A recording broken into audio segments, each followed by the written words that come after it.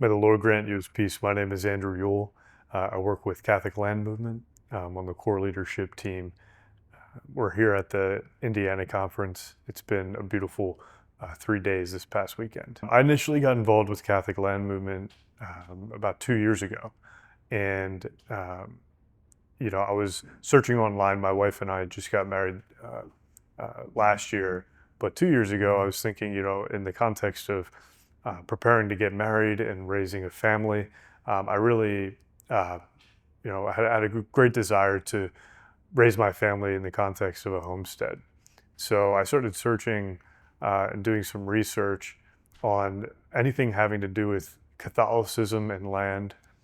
Naturally, I came across the Catholic Land Movement website, and I registered a chapter in Western Pennsylvania.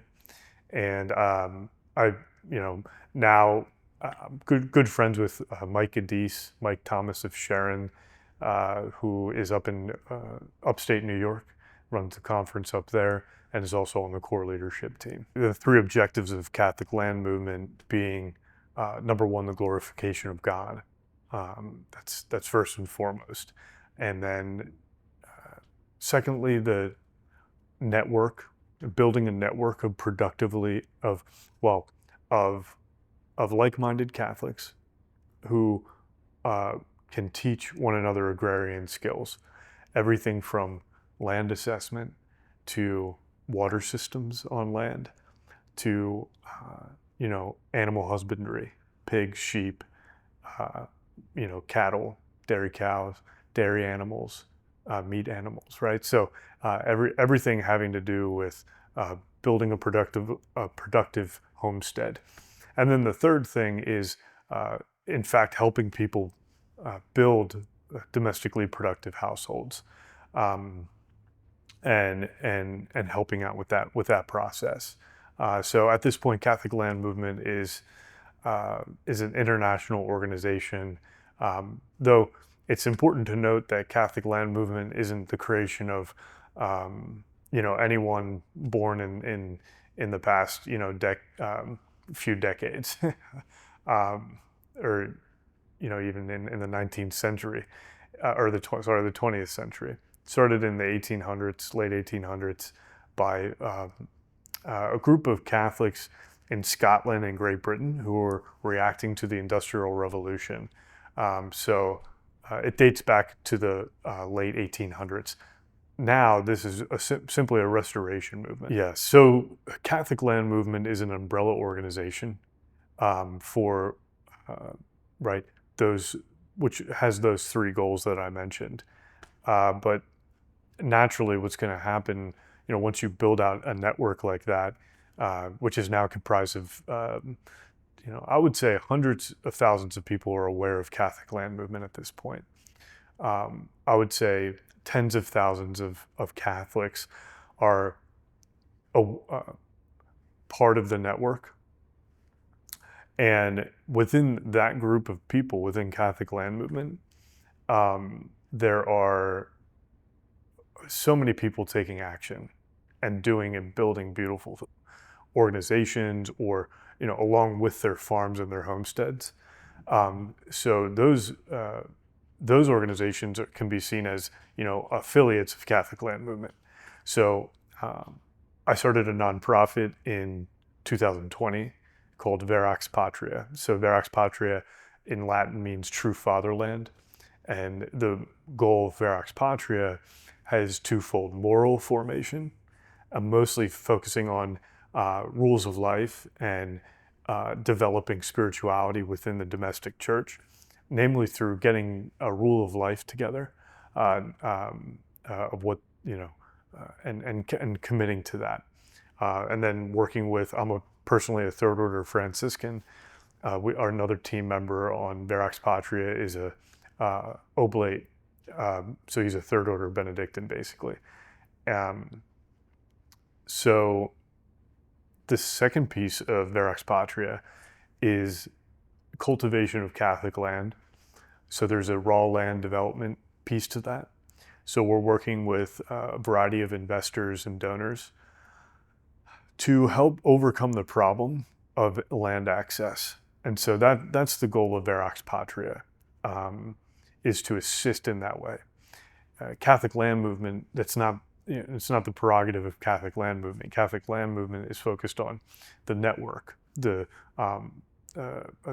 yearly conferences like the one that we're at right now, and then local chapters that are really parish-based, that focus on the seasonal needs on a Catholic homestead, and brothers and sisters in Christ working together, helping each other on land, whether it be through teaching or, in the spring and summer, helping one another hay one's field, for instance, right? So those are the purposes of the chapter. That's Catholic Land Movement. But then, like I said, you have all these ancillary affiliate organizations that are identifying all. It's a huge project that we're undertaking, which namely moves towards building a more just economy and also reestablishing new Christian societies. And so it's a massive undertaking. So you need a lot of people rowing in the same direction, but you need a lot of people focused on the different aspects to accomplish, the overall mission of what Catholic Land Movement has always identified, since the late 1800s, which is to preserve the Catholic family on land unto Christian society. The idea of a restored Christendom, I mean, that is we're talking about an entire, nations being converted to Christ, even unto the union of church and state. That's obviously, if it's in God's plan, that will come about. And so, but you can see when you look at maybe the structure of such a society or civilization, you're going to have, a lot of the beautiful towns that are still existent in Europe, right? And we know the history of them, and we know how the souls that occupied those places interacted with the city and the land. And so, we look at modern cities today. There's cathedrals in there, but they're not comprised of, there's not fully where the majority is, a Christian society, and it's a worthy goal to pursue.